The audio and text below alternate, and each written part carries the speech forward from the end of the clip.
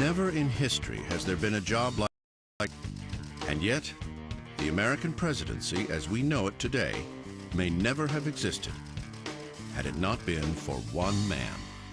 I think one can debate Washington's intelligence and perhaps his political savvy, but what you cannot debate was the fact that this man was the embodiment of the revolution, and in fact now would become the embodiment of the new American Republic.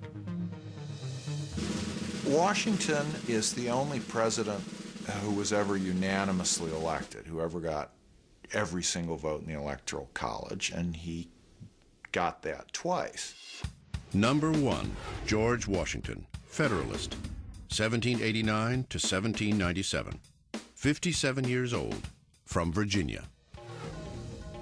George Washington's inauguration took place on April 30th, 1789 at Federal Hall in New York City. As the first man to take the oath of office, Washington added the words, "So help me God," establishing the very first presidential precedent. So help me God. So help me God. So help me. Help me God. So help me God. At best, Washington was apprehensive about his new job. After leaving his home at Mount Vernon, he wrote, "My movements to the chair of government will be accompanied with feelings not unlike those of a culprit who is going to the place of his execution. I greatly fear that my countrymen will expect too much from me."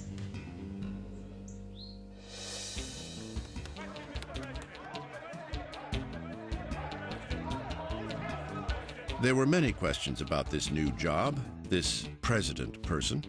People wondered, what do you say? How do you describe this person, this man who was going to head the United States of America? His Excellency? We could laugh about it a bit, I suppose. Mr. Speaker, the President of the United States.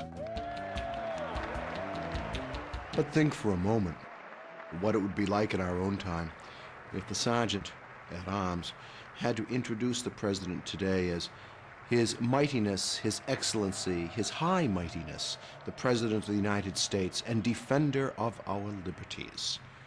That, in fact, was one of the titles suggested for the President. And he said, no, no, no, call me Mr. President. And, I mean, that's a nice gesture. Doesn't mean much, but it's a nice gesture. It almost meant nothing at all. Just weeks after taking office, Washington came down with a rare bacterial infection.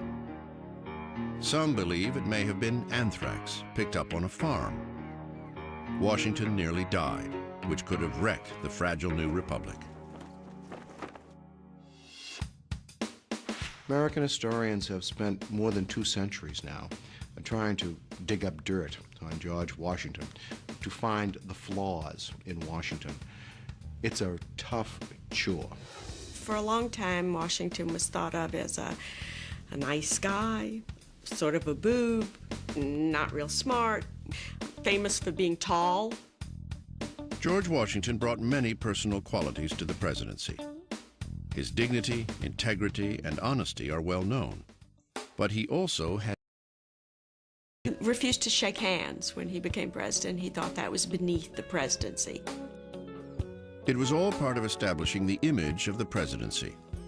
One example is how Washington projected his physical being. George Washington was the most athletic, the most robust, the most dynamic of all the founding fathers. He was the action hero, if you will, of the 18th century, who was considered by Jefferson the best horseback rider of the entire period. Washington usually rode a white horse named Nelson, and Nelson became a vital part of Washington's public relations package. His version of a tailhook landing. When he would visit towns during the presidency, sometimes he would travel in the comfort of a carriage most of the distance between towns, but in many cases he would hop out of that carriage and get on to Nelson and ride into town looking like $1 million, looking like that war hero, that man among men, looking like someone who could lead anyone.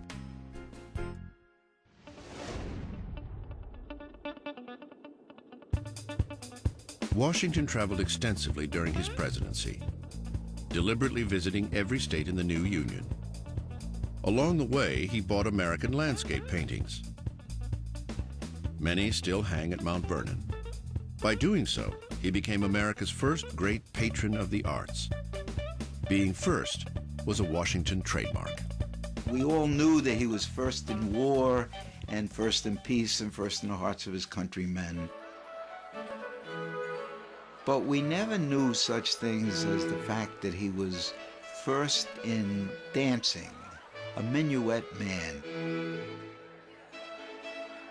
George Washington loved to dance, and at presidential receptions had ladies waiting in line for one dance with the president. Another thing that he never got credit for, he was first in interior decorating, for example. He was always working on fixing up Mount Vernon, even during the Revolutionary War. He was into designing uniforms. He never got credit. He was like the Calvin Klein of his day. And he was first in gambling. He would bet on anything. He may have had certain personal foibles, but in terms of political leadership, the man was a marvel. Now, I don't know if Washington fully understood what his role was, but he was a man accustomed to commanding. Washington as a general, the way he commanded was to have frequent councils of war and to get everyone's opinion, and then he would judge. And this is the same way he ran his administration as president. He seems to have been a very, very good judge of character and at the same time a good judge of people's talents. So he surrounded himself with people who would do their job and in the process make him look good. In creating the executive branch of government, Washington hired men he knew and trusted. Brilliant men of great talent.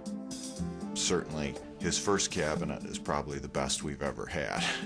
When you have Hamilton at Treasury and Jefferson at State and Henry Knox at War, it just makes every subsequent one look like a pickup team. A chief among them, of course, Alexander Hamilton. I think bringing Hamilton in as Secretary of the Treasury was his landmark achievement because, in fact, Alexander Hamilton set the course of this country in terms of its economy. What Hamilton did was build the framework of a national banking system. As a first step, he proposed that the new government assume all the leftover war debt of the 13 original states, thereby establishing a federal line of credit. In order to get that done, he had to make a deal with people who were reluctant to have it done. These included people such as James Madison and Thomas Jefferson of Virginia, a state that had paid off most of its war debt. The issue of assumption, as it was called, became Washington's first test as president. Behind closed doors, he urged Madison, Jefferson, and Hamilton to consider a compromise. What he offered in return was the location of the nation's capital. The deal was straightforward. Hamilton got the funding, and the Virginians got the federal capital to be permanently located on land that belonged to Virginia. Washington let others hammer out the details. But when it came to choosing the actual site of the new federal city, Washington made the final decision himself. He chose a plot of swampland called Foggy Bottom. It soon became unofficially known as the City of Washington. Because it was just a stone's throw from his home, Washington micromanaged the project. He personally surveyed the land where the new city would be built. He helped lay out the roads, and he left his imprint on the proposed President's Mansion by tinkering with the blueprints. The building would not be finished until November 1800, a year after Washington's death. George Washington is the only president who never serves in Washington. George Washington defined the presidency, but it defined him as well, especially in times of crisis. One troubling crisis arose in 1793 when war broke out between England and France. Suddenly, America was called upon to choose sides. But Washington chose neutrality. It was a decision that would come to haunt his successors. On the domestic front, however, Washington faced crisis head-on. One defining moment of the Washington presidency happens in his second term, and it's the Whiskey Rebellion. In 1794, Pennsylvania farmers were up in arms over a federal excise tax on liquor. They even dusted off an old battle cry, "No taxation without representation." Washington's point of view was, wait a second, in 1776, we were rebelling against taxes that had been passed in London by the King and Parliament. But these taxes now, in 1794, these are passed in Philadelphia. That's the law of the land. You have to pay them. As the nation's first commander-in-chief, Washington personally mustered 12,000 volunteers to march to Pennsylvania. This show of force was all it took to put down the rebellion. Washington understood very clearly that everything he did as the first president of the United States would be watched by nations abroad and by people at home and would set a precedent. Well, the main precedent, the one that he's known the most for, is that he left. He decides at the end of his second term that he wants to step down. Partly, I think he's feeling the approach of age. He's in his mid-60s. I think he also wants to teach the country a lesson in the passing on of power.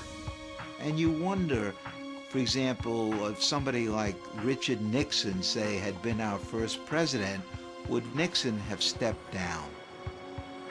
Grace is a knowing when to leave. Washington left after 2 terms. I think that was his finest moment. In 1798, George Washington produced 11,000 gallons of whiskey at Mount Vernon, making him the single largest distiller of alcohol in America.